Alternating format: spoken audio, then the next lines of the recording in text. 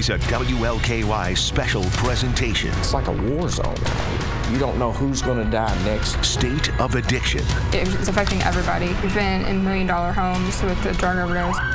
We don't know what they're taking. They don't know what they're taking. A far-reaching epidemic. Wake up. Hey. With a dangerous toll. In a 30-day period, 8 people that I know have died. This is a struggle. There's no simple, easy answers. Welcome to State of Addiction. I'm Vicki Dorch. Heroin and opioid addiction is becoming more prevalent across the nation and especially here at home. Its impact is far-reaching, hitting all age group, ethnicities, and economic backgrounds. And in many cases, it's someone you would never suspect who has a problem. Kentucky ranks 3rd in the country for the most overdose deaths, tied with Ohio. Only West Virginia and New Hampshire have more, according to the U.S. Department of Health and Human Services. The heroin epidemic is hitting the city of Louisville particularly hard. Our city is seeing a record number of overdose calls in 2017, including a stretch of 52 ODs in just 32 hours in February. As Emily Maha explains, the spike has Metro emergency crews scrambling to keep up. Overdose calls are on the rise in the metro. Overdoses know no boundaries. They can be in any area of the city. Louisville is seeing a record number of overdose calls in 2017. Emergency crews responded to 695 calls in January and a staggering 868 calls in February. At least 75 deaths have been attributed to drug overdoses in the first 2.5 months of the year. Wake up. Hey. Overdoses are very unpredictable, and the nature of the drug itself is unpredictable. EMS responds to overdose calls at homes, hotels, and even busy intersections. In February, the passenger in this truck fatally overdosed. The driver OD'd and passed out, causing a crash at the intersection of Hurstbourne Parkway and Westport Road. Hours after the crash, a call to a Rally's bathroom where another person overdosed. Mitchell Burmeister with Louisville Metro EMS says the Metro is in the midst of an epidemic. There's no part of town that it affects more than any other. You know, it truly is an unfortunate situation that's affecting our entire community, and people are unfortunately exposed to it, no matter who you are or where you are. Louisville first responders go to an average of 20 overdoses a day. During the week-long spike in February, the calls doubled. Health officials believe the increase is due to the synthetic opioid fentanyl. What we're seeing on the streets right now is we're seeing fentanyl mixed with heroin as opposed to heroin mixed with fentanyl. Heroin is unpredictable. Officials say a dose can be different every single time. Someone could have taken heroin multiple times in the past, and this, certain dose that they take this time could lead to an overdose. On this run, first responders gave the patient Narcan and rushed the patient to the hospital. And this scene is repeated over and over each day. Copy 155 in the area. Emergency crews on the run, scrambling to help with this growing epidemic. Any increase in calls is definitely going to play a factor in the fatigue of our employees. They're tired of making overdose runs. It's tough to see day in and day out that you're making multiple overdose runs in one shift. You might be making multiple overdose runs on the same patient. It's really difficult. It's not just emergency crews struggling to keep up with the overdose calls. The workload for Louisville Metro's homicide unit has skyrocketed. Detectives respond to each overdose death, and as Christina Moore explains, narcotics officers and in some cases federal agents are now responding too. We've been in $1 million homes with the drug overdose, and we've been in an alley down in the West End on a drug overdose, so it's affecting everybody. Lieutenant Emily McKinley and LMPD's homicide unit are dealing with a staggering number of overdose deaths in 2017. By mid-March, her unit responded to nearly 80 suspected deadly overdoses. The same time last year, that number was 38. Now, the Drug Enforcement Administration and LMPD's narcotics detectives are jumping in to help. The goal is to track down the dealers. As DEA agents, we're typically working the highest level trafficker that we can find.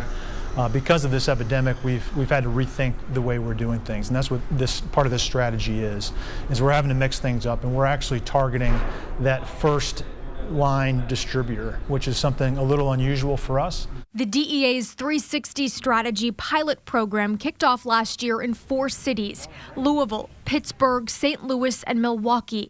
Louisville is considered a priority. Through the initiative, narcotics detectives and sometimes DEA agents will now respond to overdose scenes. They're on the hunt for clues that will lead them back to the supplier. We have started to kind of streamline how we do overdose deaths because we are working with narcotics unit now. The narcotics unit has come on board where if we respond to an overdose death and we feel that the detective feels that we can identify who maybe provided the drugs to the person, we'll contact a narcotics detective. Narcotics is always about the minutia. It's about the small things. It's about a scrap of paper with a name or telephone number on it. It's about the type of syringe somebody was using. It tells us a lot about where they're obtaining it from. Detectives say those clues helped lead to the arrest of suspected dealer Logan Silliman in South Louisville. Police say he sold heroin to a man in December. That man later overdosed and died. We were contacted by the lead homicide detective. We made the scene. We met with the family. The case, that case is one where everything kind of aligned. Silliman has been indicted on federal charges of selling heroin that caused a deadly overdose. It's an unprecedented charge for our region, and it carries a 20-year sentence with no chance of parole. Going into this, I don't think any of us anticipated how emotional it could be, and it's hard. Authorities say 80% of the suspected overdose deaths in 2017 have likely been from fentanyl, a synthetic opioid that dealers use to cut heroin to make it stronger and cheaper. This is a stiff, significant penalty that can come with trafficking a very small amount of heroin. But the problem is that small amount of heroin is killing somebody. It's killing somebody's son or daughter, and those sentences may be stiff, but these guys need to know that those sentences are out there. And if you're gonna peddle this poison, we're looking for you, and if we catch you, there's a significant hammer. And while police and federal agents fight the issue on the streets, many are battling addiction at home, oftentimes in silence. Nearly 5 million Americans are addicted to prescription pills. According to the National Center of Addiction, that's a 300% increase since 1999. And the face of addiction is getting younger. Eric King looks at the painful reality through the eyes of a parent who lost his son to addiction. As I started to walk upstairs, my heart just felt, and with each step I would take, I'm thinking, I just got a bad feeling. And as I got to the top of the stairs, then I walked into his bedroom, and as I opened the door, I could see his feet, and I could see how pale white they looked. So I lost it, and then I asked my wife to call 911. Then I pulled my son down they said pull him down on the floor and try to give him CPR. So I tried to give my son CPR for about 15 or 20 minutes. And by the time they got there, and they said, "Sir, we'll take over." So then I came downstairs, but my wife and me, we're devastated. And then when I came downstairs and said there's nothing we could do for him, then we both lost it. Greg Allen was 27 years old. He died in December of 2016, just a few weeks shy of his birthday. Although his drug struggle ended with heroin, his dad, Ken, says it didn't start there. In his senior year, though, it was combative, even getting him up to go to school. Well, we didn't know that he had started using the pain pills. No kid, no individual goes into having their first drink or smoking marijuana and saying, oh, I'm going to go try heroin. Nobody says that. Priscilla McIntosh is the director of the Morton Center in Louisville, which works to help rehab and curb drug addiction. And right now, circumstances have forced them to focus on teens.